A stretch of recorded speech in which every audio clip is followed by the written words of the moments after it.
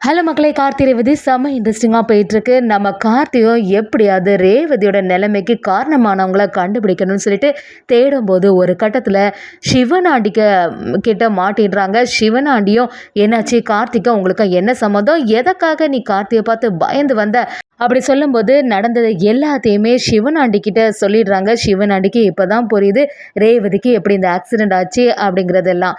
ஒரு கட்டத்தில் சிவனாண்டி சந்திரகலா சேர்ந்த மாதிரி ஒரு பிளான் பண்ணுறாங்க.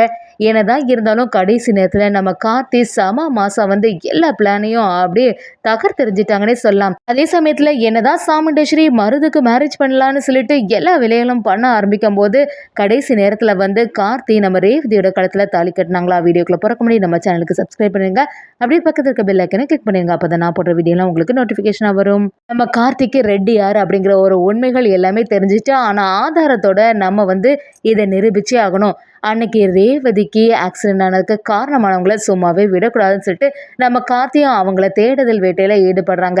ஒரு கட்டத்தில் அந்த ஆட்களும் நம்ம கார்த்தியை எப்படி அதை பழி வாங்கணும்னு சொல்லிட்டு ஒரு வேலைகள் பண்ணும்போது சிவனாடி இதை கவனிச்சிடுறாங்க.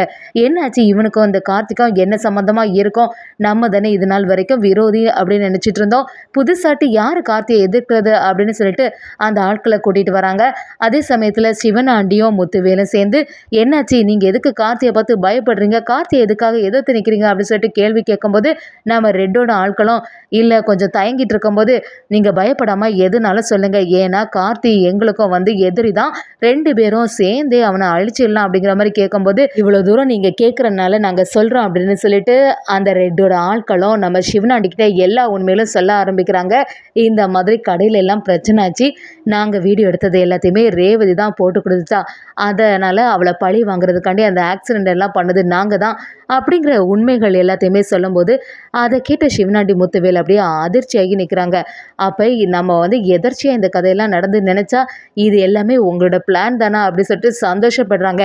இது வரைக்கும் நீங்கள் எல்லாரும் தனியாக தானே அந்த கார்த்தி ரேவதியை பகைச்சிட்டு இருந்தீங்க, இனிமேல் இங்கே கூட சேர்ந்துட வேண்டியதான்னு சொல்லிட்டு சிவனாண்டி முத்துவேலும் சேர்ந்து அந்த ஆட்களுக்கு ஹெல்ப் பண்ண ஆரம்பிக்கிறாங்க. அதே சமயத்தில் மருதுவும் என்னாச்சு அந்த கார்த்தியை போட்டு தள்ளிங்களா அப்படிங்கிற மாதிரி விசாரணை பண்ணும்போது இல்லை எங்களால் முடியலை அப்படின்னு சொல்லும்போது மருது பயங்கரமாக டென்ஷன் ஆகிறாங்க. இப்படியே போயிட்டு இருந்தால் கூடிய சீக்கிரமாக அந்த கார்த்தி எல்லா உண்மைகளும் கண்டுபிடிச்சிருவான்.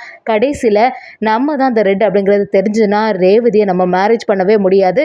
எப்படியாவது சாமுண்டேஸ்வரி கிட்ட இது வரைக்கும் நம்ம ஏமாத்திட்டு இருக்கோம், ஆனால் உண்மைகளை ஏதாவது நிரூபிச்சானா அதுக்கப்புறம் நமக்கு தான் பிரச்சனைன்னு சொல்லிட்டு கூடிய சீக்கிரமாக இந்த கார்த்தியை போட்டு தள்ளணும்னு சொல்லி மருதுவும் ஒரு பிளான் பண்ணுறாங்கன்னு சொல்லலாம்.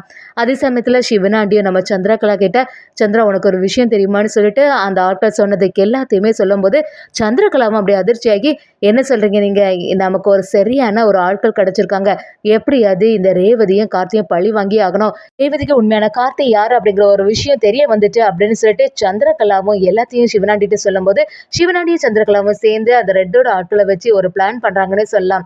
இன்னொரு பக்கம் பார்த்தீங்கன்னா நம்ம ரேவதியும் குழப்பத்தோட இருக்காங்க. அவங்க அம்மாவை எதிர்த்து இனிமே இந்த மேரேஜ் நான் பண்ணவே மாட்டேன் அப்படின்னு சொல்லிட்டு நம்ம மருது கூட இருக்க மேரேஜை தடுத்து நிறுத்துறாங்க.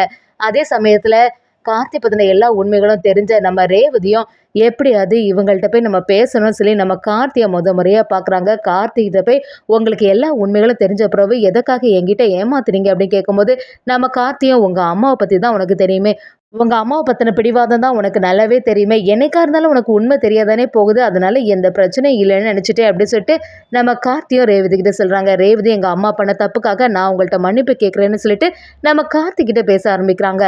அதே சமயத்தில் நம்ம ரேவதியோட மனசில் ஃபுல்லாக கார்த்தி தான் இருக்காங்க. இன்னொரு பக்கம் பார்த்தீங்கன்னா சாமுண்டேஸ்வரி என்னதான் பிளான் பண்ணாலும் கடைசி நேரத்தில் நம்ம கார்த்தி சமாதிரடியாக வந்து மருது பற்றின உண்மைகள் எல்லாம் ஆதாரத்தோட நிரூபிக்கிறாங்கன்னே சொல்லலாம். என்னதான் இருந்தாலும் ராஜசேதுபதி ஐயா தலைமையில் நம்ம கார்த்தி ரேவதியோட கழுத்தில் சீக்கிரமாக தாலி கட்ட போகிறாங்கன்னே சொல்லலாம்.